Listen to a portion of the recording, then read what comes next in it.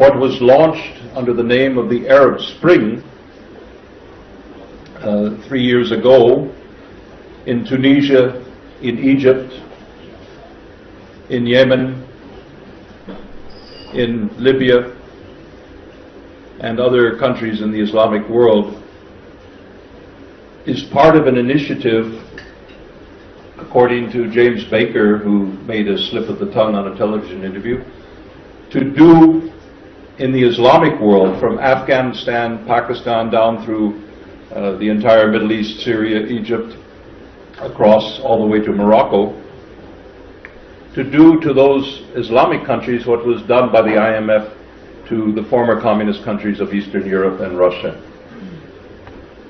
Namely, pressure them to enter the game of the free market, the so-called neoliberal.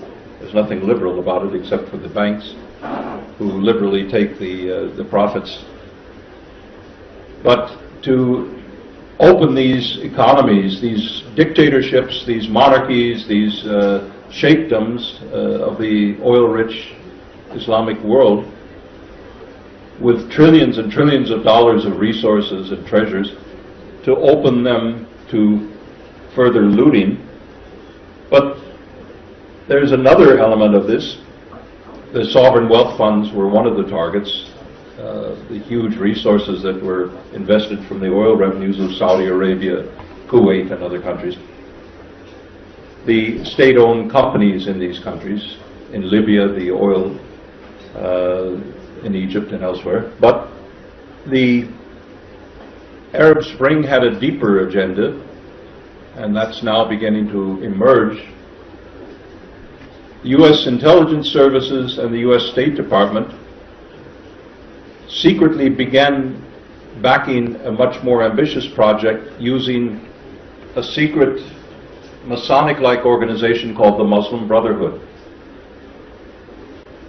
The Muslim Brotherhood originated in the 1920s, as some of you may know, in Egypt under a fanatical jihadist named Banna.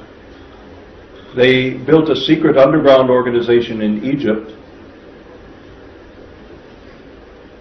to fight against the British, and during the Second World War, the Nazis came into Egypt and recruited the Brotherhood and supported them in the fight against the British, and they found the Nazi ideology quite amenable to their own, apparently. After the war, the Muslim Brotherhood was taken over as a franchise by British intelligence until the British financially were unable to sustain their presence in the Middle East, and turned the franchise over to the CIA, the Americans. Well, when the Brotherhood tried to assassinate a former member who had become the president of Egypt, Gamal Abdel Nasser, a proponent of Arab, pan-Arab socialism,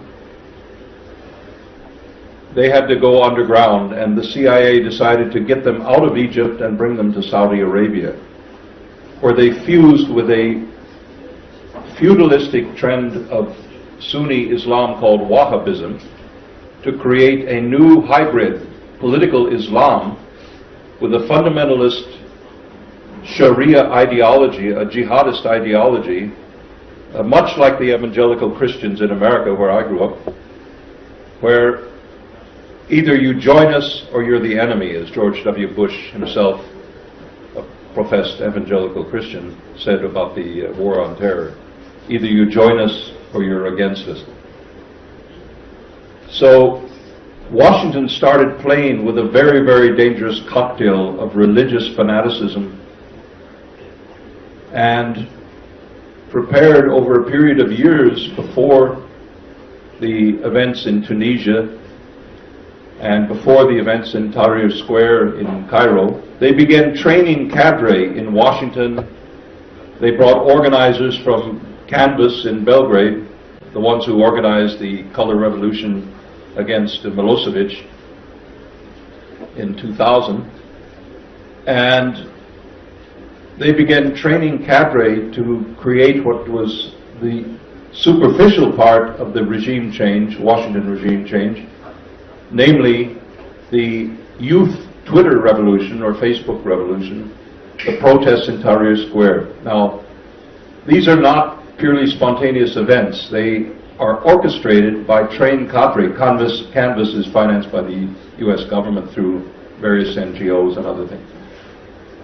But the RAND Corporation, which is a Pentagon think tank, R-A-N-D, Research and Development in Washington, developed a strategy they call swarming, like a swarm of bees or insects.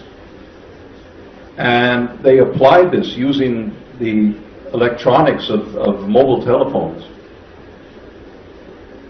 In Georgia, in 2003, 2004, they applied it in Ukraine, the Orange Revolution. And they tried it in several other places unsuccessfully. They tried it in Russia, they tried it in Belarus. But they developed it successfully in Egypt as the foot soldiers, the youth demonstrations for democracy, that then soon were joined by elements of Mubarak's army that had been convinced by the Pentagon that Mubarak had lost his grip and had to go. So some ambitious generals in Mubarak's army turned coat, went to Washington during the outbreak of the protests, and let the thing unravel to the critical point where they intervened. Now, Washington dictated to the military that they should allow elections as early as possible, really early, knowing full well the only organized political force in the country after so many years of Mubarak dictatorship was the Muslim Brotherhood. Well, that was Washington's design from the beginning. Most of the advisors in and around the Obama White House, the key personnel in the State Department, are either directly members of the Muslim Brotherhood or are sympathetic to the Muslim Brotherhood and in liaison with them.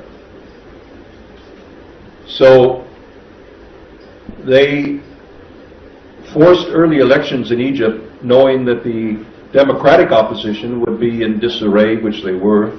They had no time to organize structure, precinct organizations and campaigns.